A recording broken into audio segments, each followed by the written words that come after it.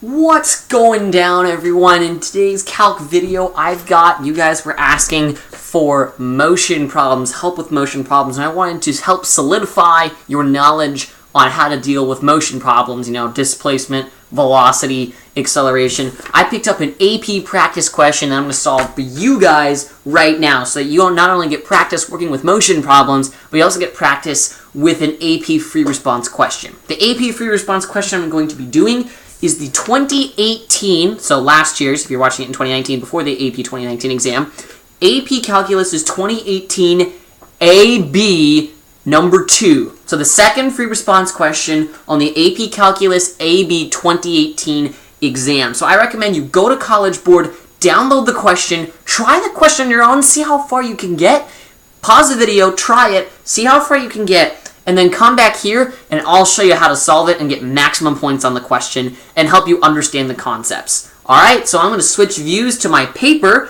so that we can solve this problem. So hold up just a second. Alright, so now I'm in my camera mode. Now you guys are used to me working things out on my computer, but I figured for the AP practice problems, I want to do it hard copy with real pen and real paper in order to help you to kind of more replicate the AP exam, and get used to it. And especially if I ever end up doing live streams, I'm going to have to end up doing it this way, so I'll get used to working out with pen and paper using my doc cam, quote-unquote, setup like this. So I'm going to get the practice question out. I should be noted, because this is the second question in the AP free response section, you are going to be allowed to use your calculator. So I have the TI 84 Plus Color Edition, and so if you don't have the TI 84 calculator or any TI calculator, you might not understand how I do these functions. You're going to have to look up how to use your own calculator. But I'm going to be using the TI 84 Plus Color Edition when solving this problem. It'll be a lot faster if you have your calculator readily available. The other thing is I don't have a timer with me. That's unfortunate. I really wish I did. But I'm going to try and solve this problem in the allotted time and teach you the concepts in that allotted time, which is going to be 15 minutes. So you're not going to get to see it on screen. I was really hoping I could have you guys see it on screen, but actually, maybe, hold up just a second. I've got a watch that we can use, but you're probably not going to be able to, I can't really put it anywhere that you're going to be able to see it super clearly, and I can't really, maybe I can lay it. No, I can't really lay it out flat and in the camera shot without ruining the camera view. So I'll have it to time myself, I guess, but you're not going to get to see it on screen, unfortunately. So without further ado, we should go ahead and start solving this question. So I'm going to go ahead and put out the question in front of me. I'm going to get rid of my calculator for nowsies, because we're not going to need it. I'm going to move things around, and we're going to take a look. Here is the AP Calculus AB question, question 2 from the 2018 AP Calculus AB exam. Now, remember, I told you that it was calculator only, and hold up just one more quick second. Sorry, I did a quick rearranging of my camera so that I could work around my camera to write out the problem. So as I said, this is a calculator okay. This is a calculator okay problem. So make sure you have your calculator close by. Again, I'm using the TI 84 Plus Color Edition. And hopefully, did you guys solve the question before you took a look at this? Hopefully you guys solved the question and at least attempted it before checking out what I'm going to do and checking out the answer. So without further ado, I've got my timer, and let's go ahead. We have 15 minutes. I'm going to try and solve this question and explain it to you guys in 15 minutes, or less, hopefully less. So ready, steady, go. Timer's going. So we got a particle. It's moving along the x-axis. I don't know if that's really key, but I'm going to underline it anyway. We're moving along the x-axis. Actually, it is key, because why do we know it's key? It's only moving in one dimension, so it's only moving either right or left. So that's kind of key to know.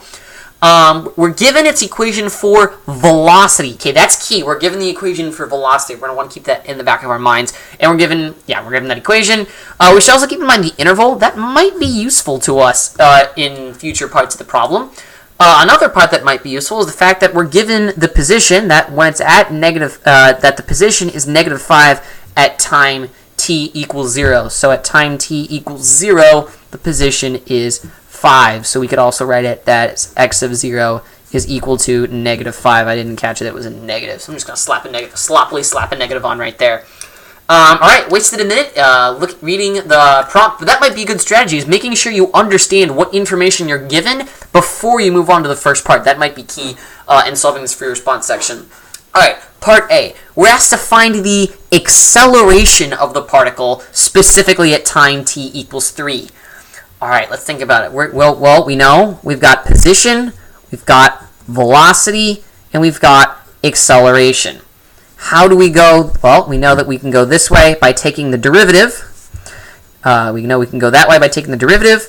And so if we're given velocity, we want acceleration, we obviously want to take the derivative of velocity. So we naturally want to find v prime of 3. So actually I'm going to write it as, in order to find the acceleration at time 3, we're going to want to find the derivative of the velocity at time 3. And this is where most people would stop and try and work out the derivative of this problem, and I'd be like, guys, don't even try. That's so messy. You're given your calculator. Let's whip out our calculator and see what we can do. Oops, I was practicing solving this problem, so I didn't get. Oh, you guys can't see it very well. If I turn down the brightness, maybe. Oh, that's as far as I can turn down the brightness. Maybe I can turn off the... Oh, no, that's not too bad. That's not... yeah, that's not too bad. We can make this work. Okay, cool. So the way we're going to take the derivative is we're going to go to the math option. I'll put it more in view. I was trying to see the equation, but maybe I'll put it... Oh, there we go. Actually, there we go. We're going to go to the math key.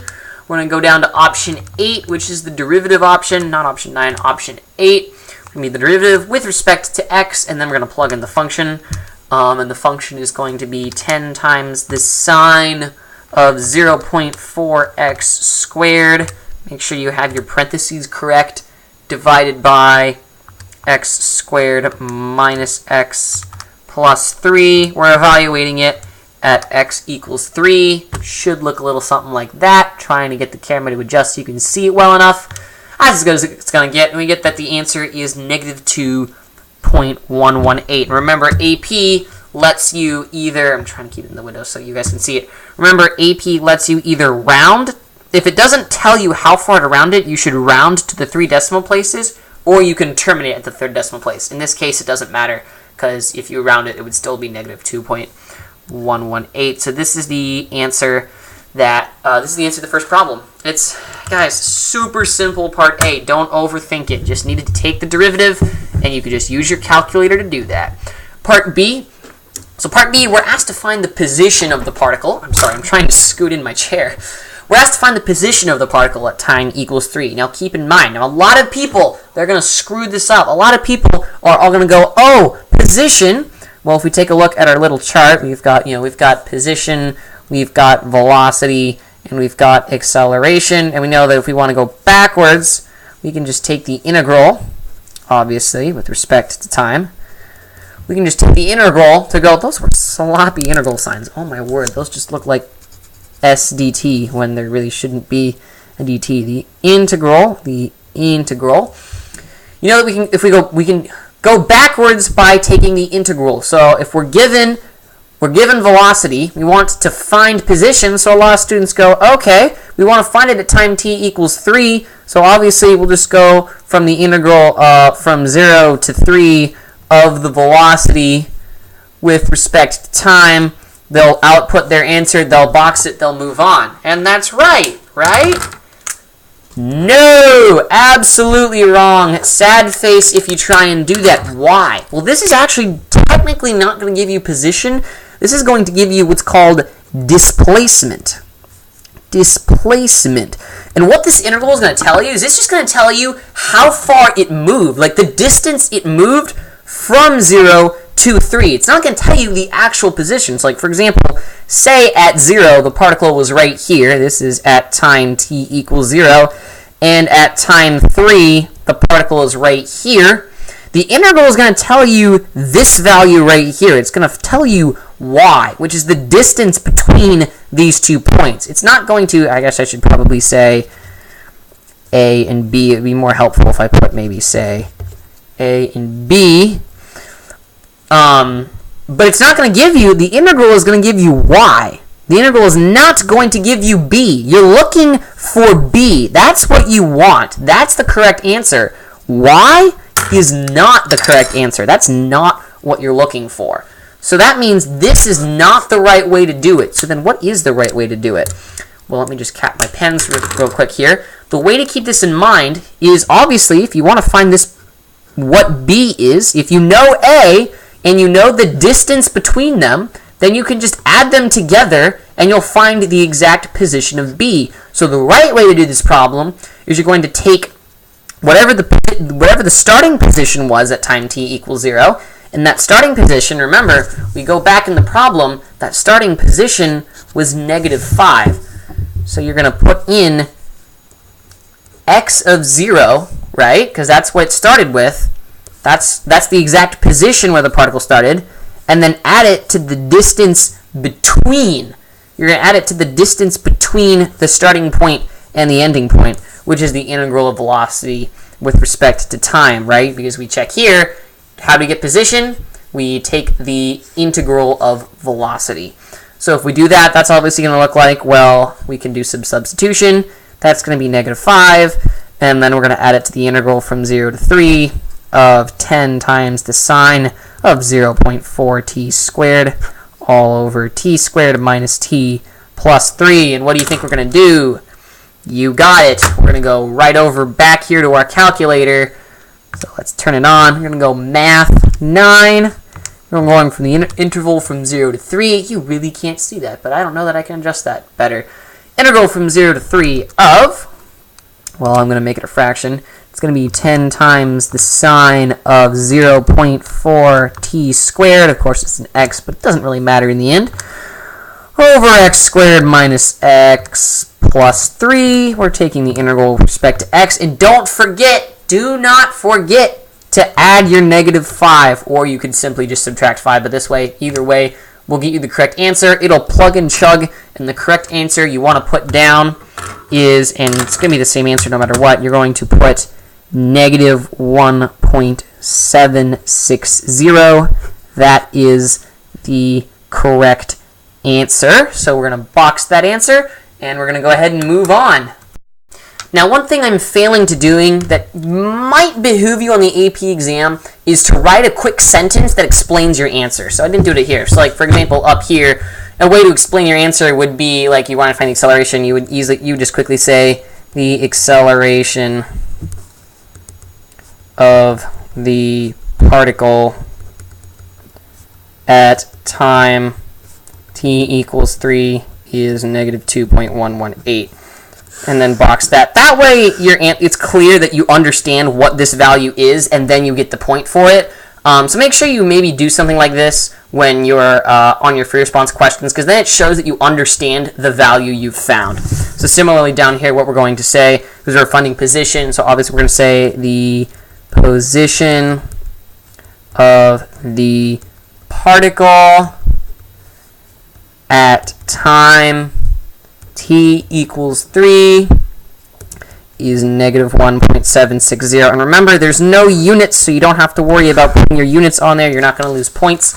And without further ado, dang it, we're like 9 minutes in. We're probably going to go over than 15 minutes, but that's okay. All right, part C, we're going to evaluate these two integrals right here. Sorry, I'm just trying to get the best view on here. We're evaluating these two integrals, and we're interpreting the meaning. Well, let's just do it really easily. Let's just sit here and evaluate these integrals. So the integral of velocity with respect to time, and then we're also going to find the integral from 0 to 3.5, the absolute value of the velocity with respect to time, and we'll see what these pop out. So let's go ahead and just go over here. Obviously, we're going to go to the math function, click option 9. We're going from 0 to 3.5 of whatever the velocity is, which I don't know how to copy paste, but I'm just going to look up here to see what the function is. I'm not going to flip back to my other page. Too much work. I know, I'm lazy. Just going to finish typing this out real quick. Obviously, this is with respect to x. And then we're also going to do it. We're going to put in that same integral. And we're going to do the same thing, but first, now if you guys know how to put in the absolute value, the way you do absolute value is you're going to go to your math function, and you're going to switch over to the number tab, and it's the first option, as you can see. So I'm just going to click number 1. That's how you do the absolute value of 10 times the sine of 0.4x squared. Close that parenthesis, slap an x squared minus x plus 3 in the denominator. Close it off by saying that this is with respect to x. Plug and chug. And wow, this is a fat number. It's taking a while to plug and chug. Dang. We'll just sit here and wait for it to plug and chug, and it spits out an answer, and we can copy those answers onto our paper. So this first one, without the absolute value, is 2.84. I'm going to choose to round. You could have put, you also could have put 2.843. That would have also been acceptable. And then for this one with the absolute value, that is 3.737. Now we did one part of the problem. Now we're asked to interpret the meaning of each integral in the context of the problem. So let's take a look. But first off, let's take a look at this. Well, we obviously modeled beforehand. You know, you got position, you've got velocity, you've got acceleration. If we're taking the integral of velocity, obviously that gets us back to the position. But we talked about in part B that really this isn't position. We're backtracking to the displacement. We're backtracking to the displacement. So what we're going to say is we're going to say the integral. Well, first off, we'll talk about this first integral right here. Copy that integral. So that integral, we're going to specifically say is the displacement. Displacement of the particle.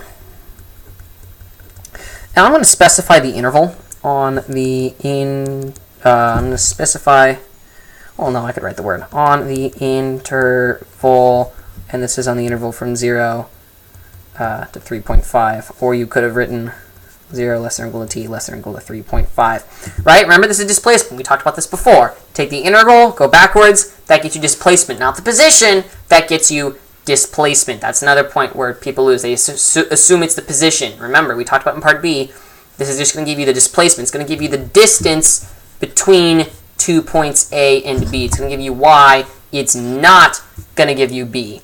So then what's that second integral? And we're going to hit 15 minutes, but we're going to still finish this problem. What does that second integral represent? Well, we've got an absolute value.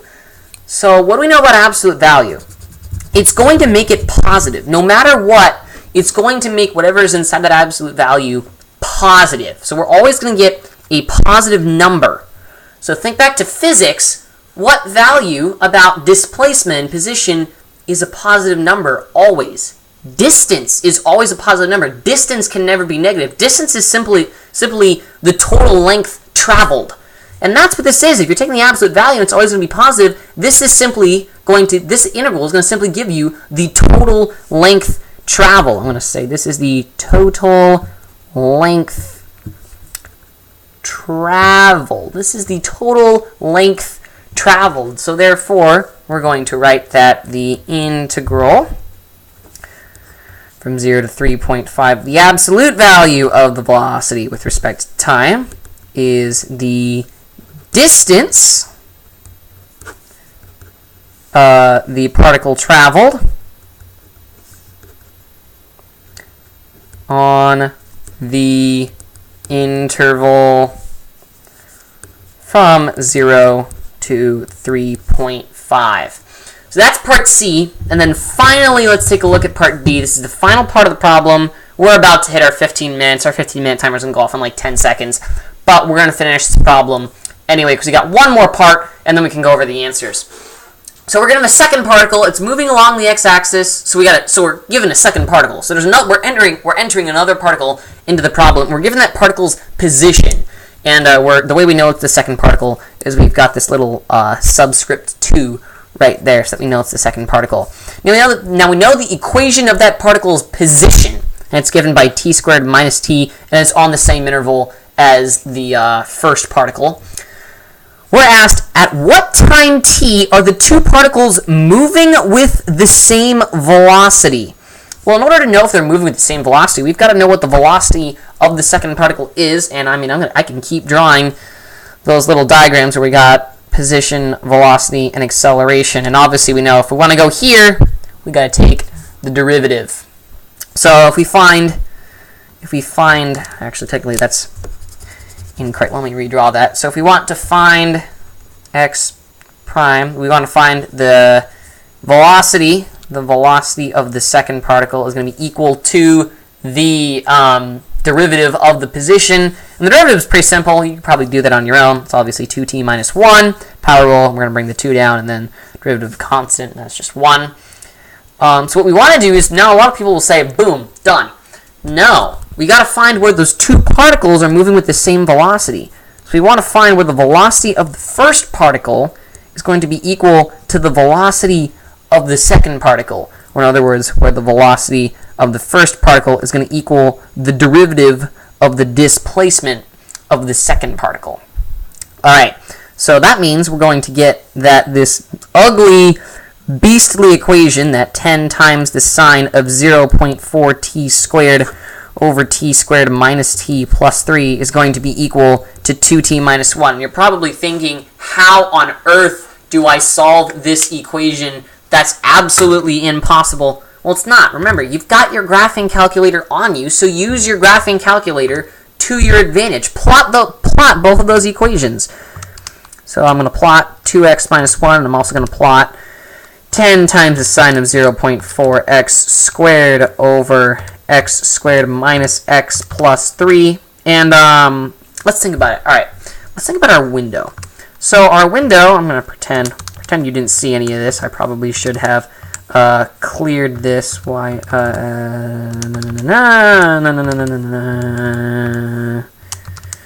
Alright, pretend you didn't see any of that. So let's think about a good window that we can use to find the answer. Alright, we know that the time interval is only from 0 to 3.5. So maybe we just look at 0 to 3.5. Y max and Y min, you could take a gamble. You could do negative 10 and 10. Or you could trust me and say that probably negative 3 to positive 3 is going to be a good window there. Or you could play around with the window and stuff like that. The Y window really doesn't matter as long as it's reasonable. Negative 10 to 10 is reasonable.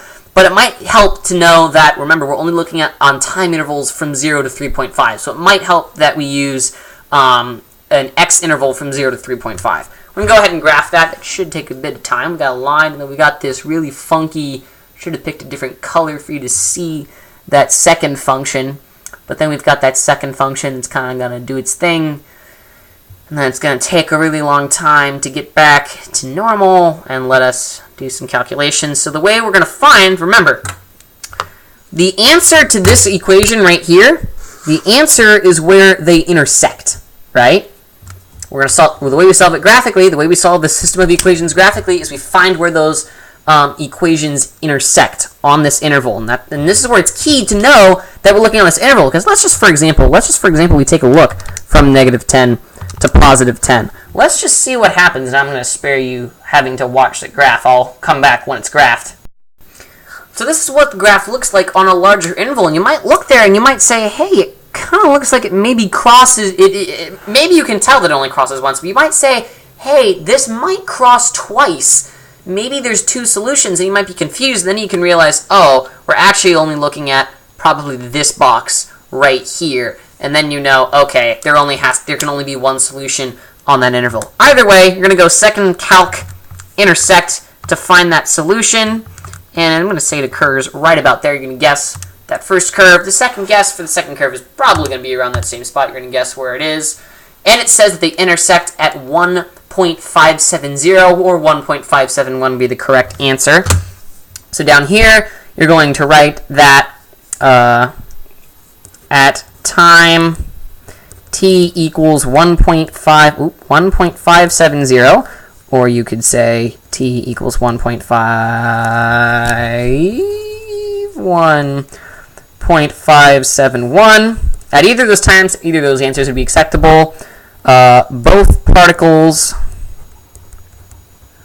are moving with the same velocity. Both these particles are moving with the same velocity. That's the statement you need. Box the problem. Obviously, it won't take you 21 minutes to solve like I did, because I'm also explaining concepts to you guys. But hopefully you would solve it in the 15 minutes. And honestly, if you look at other problems they could ask on the AP exam, that wasn't too terrible of a problem as long as you know your concepts. And if you don't know, if this is confusing, definitely go ahead and check out my video where I explain just the terms. I don't do any math, but I at least explain the terms so that the concepts make sense. Because the math on here, you guys realize, the math on here wasn't particularly difficult, especially because you got to use a calculator. Where a lot of students get tripped up and lose a lot of points in this problem is understanding the concepts. So making sure you guys understand the concepts, that's the key to succeeding at these types of AP motion problems. So without further ado, before we end off this video, I want to talk about where you receive, if you were to solve this problem, where would you receive your points on this kind of a question? So let's go back to the start and take a look at where you can receive points. So for part A, obviously, you know, solving this for you guys, I make sure I solve it right. So everything we did is correct. You would get if this is the way you answered the question, you got a 9 out of 9 on this question, and that's really good. If you can land yourself a 9 out of 9, or even 2 9 out of 9s on the AP exam, that's really awesome. You're looking at least a 4, possibly a 5. So if you got a 9 out of 9, congratulations. You're doing great with these motion problems. You probably don't need to study these. You should probably spend your time studying other stuff. But anyway, let's take a look at this problem and see where would you score points on the AP exam. So for part A, it's actually only worth 1 point out of all of your 9 points, because really all you had to do was plug it into your calculator. So if you plug it, it's a really simple part. If you're good at plugging things into your calculator, you get a point for the answer. Congratulations. So that's 1 point in part A. And if you look at the answer key, here's the answer key of how AP grades it. I want you to, don't look at this. We'll look at this in a minute. But notice that in part A, they have a little sentence where they explain their answer. And so that's why I said you might want to consider writing out a sentence that explains your answer, because that might help you guarantee that you get the point. Anyway, but that part was only worth 1 point. If you could plug it into your calculator, you got a point. I mean, like, look at AP. All they did was just literally state it, because they knew you could plug it into a calculator. Pretty simple problem. Part B is a where's part B? Part B, awesome, cool. Part B is a 3-point problem. Now, if you were one of those students who you did this first scenario where all you did was calculate the integral, you would only get 1 point for that. You only get 1 point out of the 3 on this problem. You would miss a point for not having the initial condition, present, and obviously you would miss a point for not having the right answer, obviously, because you wouldn't have that initial condition. So, where do you get your points? You get 1 point for showing the concept that the displacement is the integral of velocity. You get 1 point for using the initial conditions so that you can find position, and obviously you get 1 point for stating the correct answer, for a total of 3 points in part B. Taking a look at part C, if we go ahead and move this up and look at part C. Part C is also a 3-point part. You get 1 point for getting both of these correct. Now, you have to get both of them correct if you get a point. Say you got like 2.163 here. You wouldn't get a point at all for any of this. So, obviously, we didn't do that. But make sure, in this certain case, you had to get both of these right in order to get the 1 point. But because they're both calculator questions, you guys know how to use your calculator. You're not going to get it wrong. Which, by the way, I'm going to make a video on how you can use your calculator effectively on the AP exam. Making a video on, okay, how do you do derivatives? How do you do integrals? Any other fancy schmancy calculator stuff that might help you on the AP test to make your calculator work go faster and help you make you more friendly with your calculator. Anyway, that's not the point. Plugging both these into your calculator gets you 1 point. You get 1 point for correctly identifying that the integral without the absolute value is the displacement, and you also get 1 point for correctly identifying that the one with the absolute value is distance. So a 3-point part on that question, that's where you would get your 3 points. And then finally, part D is a 2-point part. You get 1 point. You actually don't get any points for this step right here. This doesn't actually net you any points. kind of sad. Where you get the points, yes, it's key that you understand. Normally students would assume that this is the big key idea right here, that the derivative of the position, that the derivative of the position is equal to the velocity. And yes, that's a big deal, but what's a bigger deal is understanding that the problem was asking, when are the two particles moving with the same velocity? That was the key. So you get 1 point for this step right here, where you showed that the velocities had to be equal. And then finally, you get 1 point for stating the correct answer, for a total of 2 points. How'd you guys do? Obviously, on this question, if you did it like me, you netted yourself a 9 out of 9. Congratulations, that's very exciting. If you did this on your own and you were like, I was scoring 4, I was scoring 5, go back and watch my motion problem video on my YouTube channel to help you understand those motion problem concepts even better. So check out that motion video. Do more AP practice questions. Spend more time reviewing motion. Guys, the math on this isn't particularly difficult. It's just the concepts that trip students up. It's always just the concepts that trip students up. You guys, there's going to be at least one question that deals with motion on the AP exam. Every year they've got one question on the AP exam that deals with motion in a free response section. So you really got to know your motion stuff. So that's why I did an AP practice question like that regarding motion, so you guys can understand your motion principles. I know this was a long video, but I wanted to make sure I really spent my time going over how to solve this type of a problem. So thank you guys so much for watching, and I won't hold you guys captive any longer. So go practice those motion problems, and I'll see you guys in the next video.